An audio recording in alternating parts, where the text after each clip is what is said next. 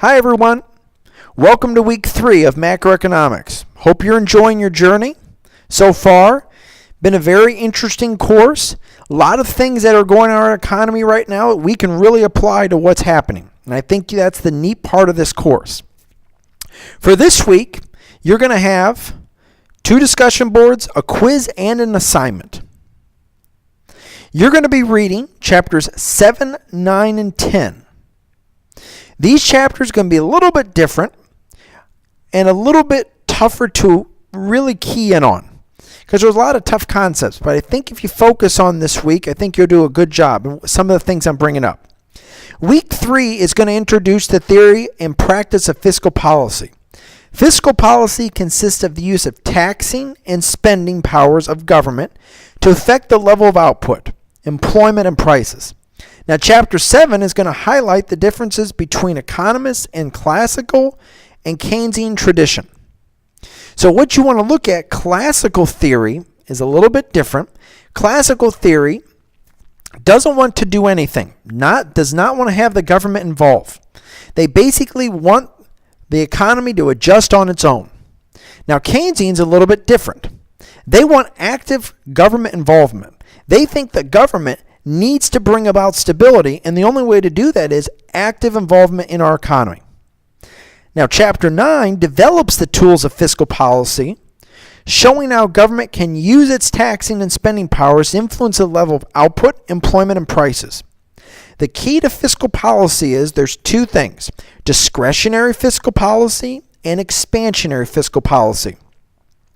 Contractionary fiscal policy has 2 components. You want to slow down the economy. You can either increase taxes or decrease government spending. Now, expansionary fiscal policy is dealing with something totally different. You're trying to stimulate the economy, bring more into the economy, stimulate spending. So the 2 components again, you want to increase government spending or decrease taxes.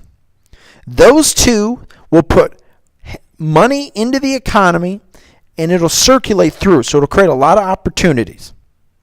Now, Chapter 10 focus on the most significant fiscal policy issue of the last decade, the budget deficit and the national debt.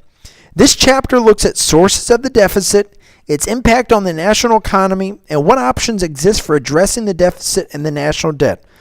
And as you know, we have a large debt right now.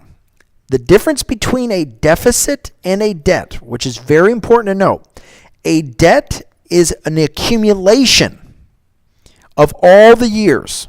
So like, for example, you can look, let's say you have a house loan, or let's say you have a house payment of $300,000. You bought a house, $300,000. That's a debt.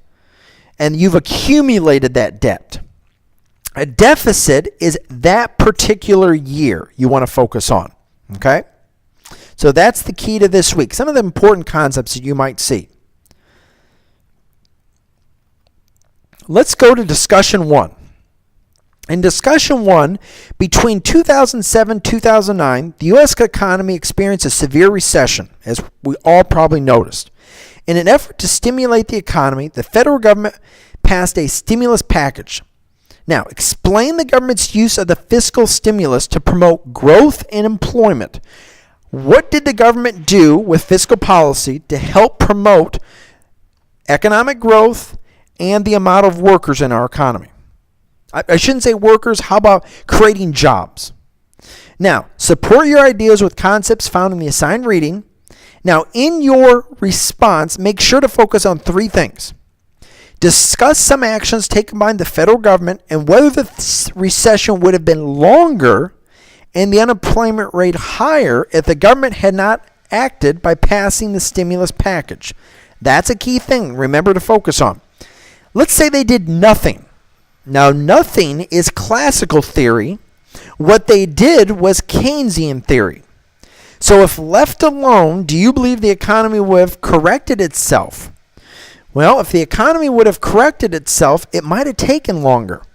That's one of the things you want to look at. The next thing is discuss the effect these policies had on increasing the size of the deficits and debt. So they spent more. You had more spending in our economy, a huge amount of spending. How did this affect the debt?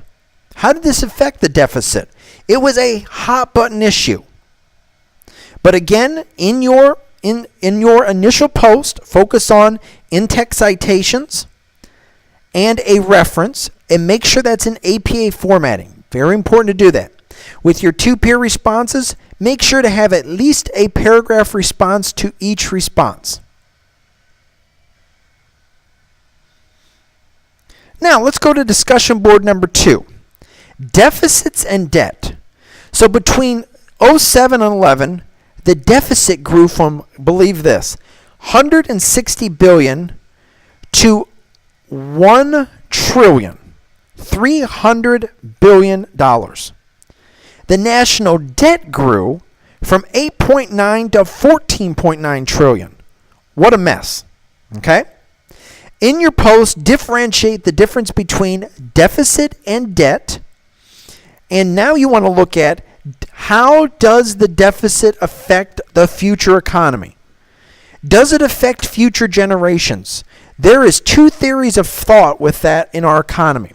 Does it affect today or does it affect tomorrow? Make sure to really be key on what you're focusing and be clear and concise with your analysis. Because a lot of people get that screwed up when they look at that. And make sure to know that deficit means a year. Debt means an accumulation of all the deficits and surpluses. Okay? And again, focus on the initial post with in-text citation, reference, and APA formatting. And both peer responses should be at least a paragraph long. Paragraph long. Let's go to the assignment now. The assignment is going to be the rapid growth of the deficit and efforts to reduce the deficit. The rapid growth of the national debt alarmed politicians, which created pressure by restricting Congress' unlimited ability to spend. Should the Congress be allowed to spend as much as they want? Tough question. When the economy is where it's at, it's pretty important to have that stimulus that's needed. So what you're looking at is, should they be able to spend? And what are some efforts to reduce the deficit? How does it help? In your work, make sure to include academic sources more than the book. And think of other things like, if Congress was limited on the amount of spending, when they're limited on the amount of spending, what would have happened to our economy? Let's say the Congress wasn't able to spend as much as they wanted. Would that affected a lot of decisions we had to make? Just think about that. That's very important. And that's a little twist you can put in your paper. And the last thing you want to look at is the quiz. Quiz, again, is going to be 10 multiple choice questions covering the chapters from this week. And the chapters for this week are 7, 9, and 10. And as I've told you every other week, make sure there's no late work accepted, so make sure to get your work submitted on time. And when you can submit your work on time, that'll be very important for you to do well. If you have any questions, just let me know, but I look forward to working with everyone for this week. Just send me an email with any questions you might have.